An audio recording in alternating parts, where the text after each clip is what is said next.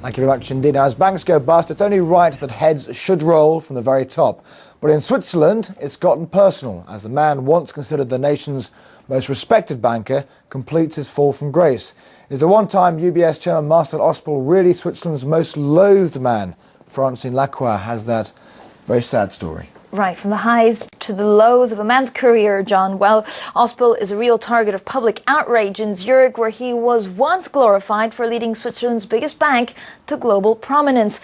After creating the world's biggest wealth manager over a decade ago with the $19.7 billion merger of Swiss Bank and Union Bank of Switzerland, he vowed to turn it into the largest global investment bank. That required a larger presence in the United States. And that's when critics say his instincts failed him. By April 2008, UBS had lost $38 billion on U.S. asset-backed securities, and he became the public face of the financial crisis. His legacy will certainly be that he Americanized the UBS.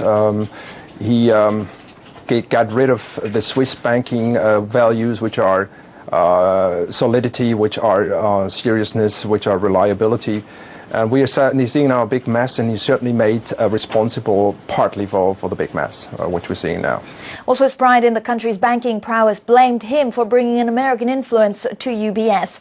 Comedians made him the butt of jokes. A rapper sang a satirical song, and the newspaper Blick waged a campaign to force him to return at least 44 million francs in bonuses he received in the past. Well, as the losses increased, so did public anger. The company reported the biggest ever loss by a Swiss company this month. The Swiss banks are a very emotional component of it's almost like a football team for them, and they have to keep them strong. And I think that there is a level of embarrassment. Let's keep in mind that it's 15 people at the top of UBS and 15 people at the top of Credit Suisse that really determine the strategies. And unfortunately, the entire industry is suffering from this. In Switzerland, you'll no longer hear anybody in a bar tell you that they work in a bank. They're embarrassed to do so. Ashamed and in self-imposed exile, Ospel is hiding away in seclusion in Switzerland, unlike Citigroup's Vikram Pandit and Fred Goodwin of Royal Bank of Scotland, who endured public shame from UK and US lawmakers and gave their very public apologies. Well, aside from the billions lost, UBS is now entangled in another outrage. The US government is suing UBS to force disclosure of customers who allegedly hid their Swiss accounts, and that has given the Swiss another new stick to beat the former chairman with. Rough.